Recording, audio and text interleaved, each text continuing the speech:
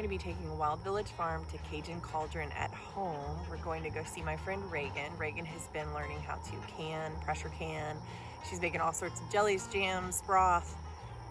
I think she told me she did do some tomato sauces, and she's just figuring things out. So I'm so proud of her. Miss Raegan is also, I think she's the Cajun Lady Bakes. She has started working at one of our local farmers markets, bringing her sourdough breads and all sorts of breads, delicious breads. My favorite is the jalapeno cheddar, which I can eat an entire loaf in 2 days by myself, we found out through research. But I am so excited to go see her. I have about 5 gallons, a little over 5 gallons of chicken bone broth that I have been making and freezing as we've been eating our meat birds, as we've been processing them. I just save their little carcasses, and when I have enough, I make a big batch of broth and then freeze it. My freezer is full, so I'm not going to be getting a new freezer anytime soon. So Raegan and I were discussing this. She talked to me about making the bone broth and canning it, and I thought, that's fantastic. I don't have a pressure canner. And she said, I do. And so we've been talking about how that would be very helpful. I have room in my cabinets, but I don't have room in my freezer. And so today we're gonna go over there, and she's gonna walk me through how to do this with her pressure canner. She has a Denali pressure canner. I will put a link in the description for the Denali canner, and she will talk to you about the reason why that's the one she chose. I think it's always really important when you're looking at buying something, especially bigger purchases for your homestead, you need to look at what is going to work in your situation. And so that's what I love about Raegan. She does lots of research. She figures out what do I have, what do I need, what am I going to use this for. And so I have a water bath canner. I have not taken the big leap to get the pressure canner because I didn't know what to do, and I just love watching her her mind as she processes and does things. And so it's been really fun to see her dive off this year. She's a genius in the kitchen. She and her husband have a food truck, and they cook Cajun food, and it is the most delicious Cajun food I've ever had. And I have not tasted anything gross or even subpar come out of Miss Raegan's kitchen. So just come along with me and enjoy the show.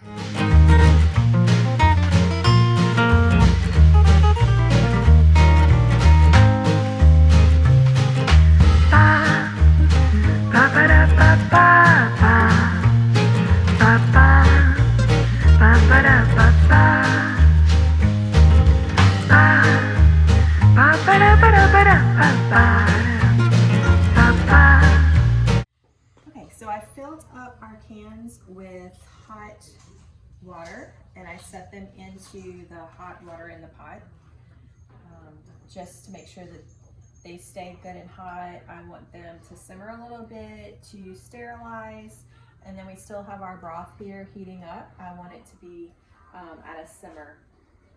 Then when I'm ready to can, I will use the tongs to lift the jar out.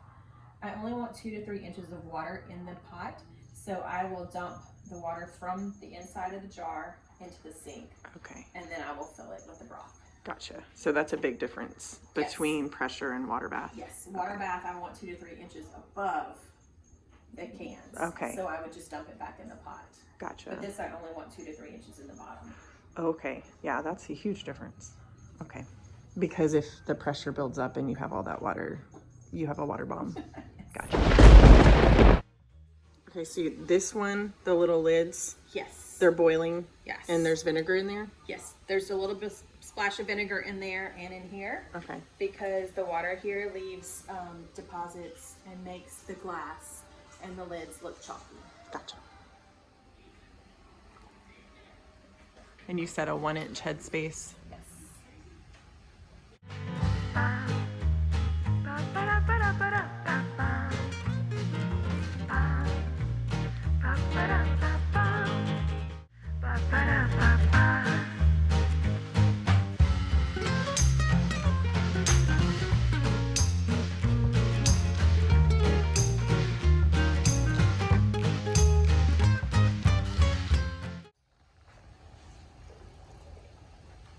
And I think 1 inch might be at the bottom of that ring. So it's from like the very top of the jar, like that top ring, not from this. Okay.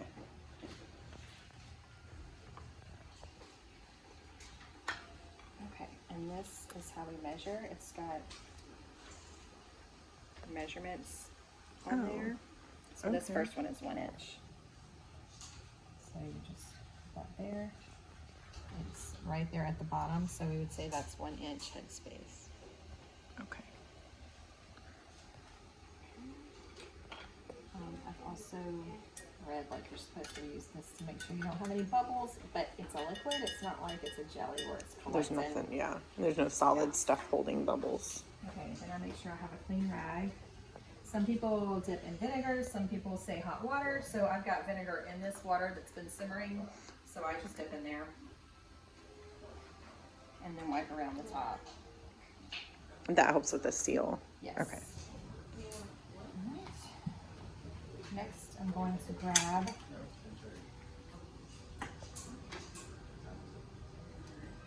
a lid. I'm going to make sure you don't touch inside of that. One reason for germs, but also you don't want the oils of your fingers touching that little rubber bit. Gotcha. Because it would affect the seal. Just make sure it's seated on there. And then you just want fingertip tightness. So just loosely with your fingers, not gripping and turning tight. Correct. So Okay. just one person said so that your grandmother could take it off. Oh, okay. It's better to have it too loose, one person said, than to have it too tight. Okay. Okay? They grip really tight. I like those gloves though. We had these for cooking in the food trailer. Oh. All right, and then you dump that water out in the sink. Dump this in the sink Very safely. very safely. The gloves are great for this. Okay. Yes, I feel better watching that. Sport.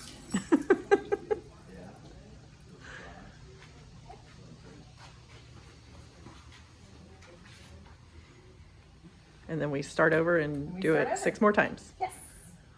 And your water bath canner does 7 of the quart jars at a Correct. time. Okay. You've got all 7 of them Yeah. with an inch headspace. Yes. Finger, what is it? Finger tightened? Yes. Finger tightened.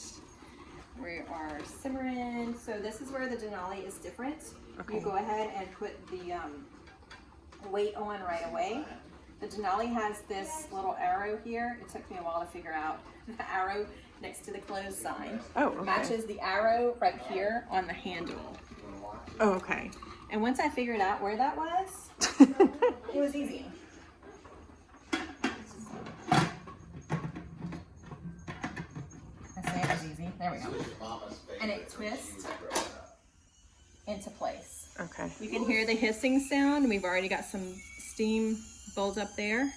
I want to get to 10 or 11 And that's your PSI? PSI, yes. Okay. Okay. Okay. So I have an electric, You have a flat cooktop, yes, right? flat electric cooktop. The Denali is the only canner that I have found for pressure canning that can Okay. be used on the electric cooktop. Gotcha. The others are not made for it. It has to be a gas cooktop. Oh. So once this starts, you really can't leave it Okay. on the electric cooktop, at least. Okay. Because the electric is like a thermostat. It's cutting on and off. So Okay. you really have to watch the temperature gauge in the back to make sure it stays at the correct pressure. Okay.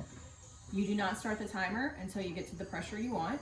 Okay. And so once it gets to that 11 PSI, then I'll start our timer. I believe it's 20 minutes. I'll have to look at the recipe again. And that varies on what you're cooking. Yes. Okay. That's according to the recipe. Okay. Also your PSI is according to your recipe. Okay. Too.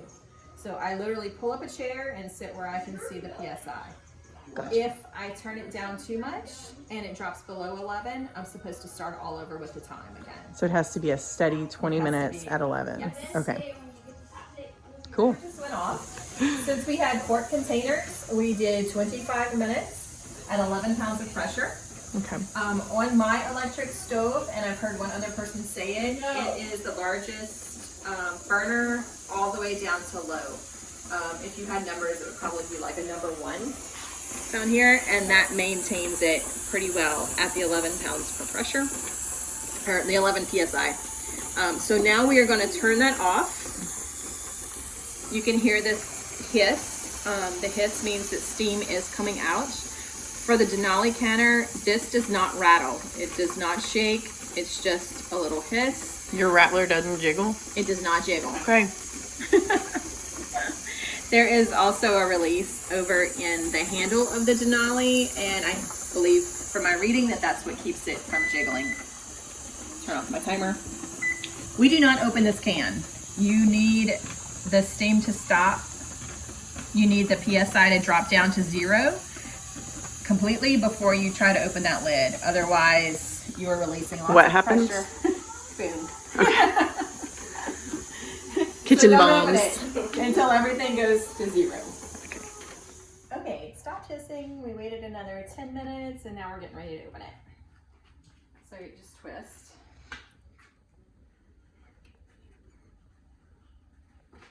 Want to make sure you open it away from you.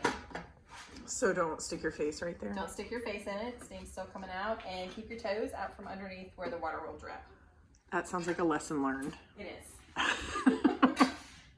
Closed-toe shoes would probably be good for this, but you know I'm in flip-flops. It's 110 degrees outside. True. Okay, so I'm going to use the tongs to lift. Okay. These gloves are great. I always feel like I need to spot. Yeah. Okay, Am and I I'm in going the to put way? it on a flat surface upright. Okay. Do not flip it upside down. Just keep it upright. So this is not a Dairy Queen This is blizzard. not a Dairy Queen, no.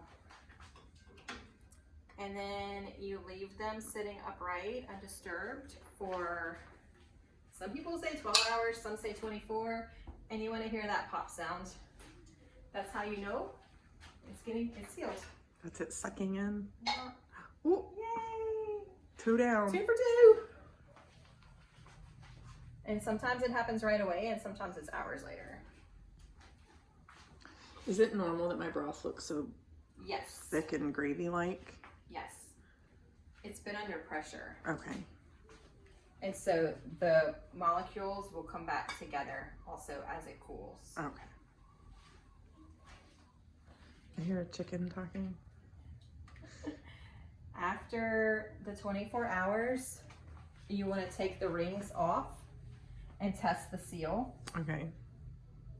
So this, I'm going to use a can that's obviously doesn't have anything in it. So you would take the ring off and you would try to lift it just by the metal piece. Gotcha. Very carefully to make sure that it's really and truly sealed. And you want to store them without the ring. That way it is not going to rust in place. Also, if something happened to the seal and it broke open, the ring would hide it for a longer period of time in your pantry. You wouldn't realize it. Okay. Yeah. And I've received some canned goods lately that when as I'm holding them, they started leaking. Oh, gross. But they had the lids, the ring still intact, so I chose not to eat those things. Wise choice. Botulism is real. Right. And that's it. And then we start prepping for the next batch. Number 2.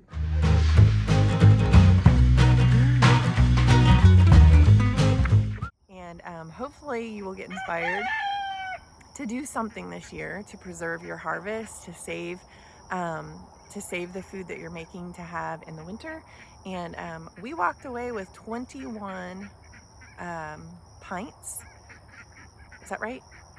Was it quarts or pints?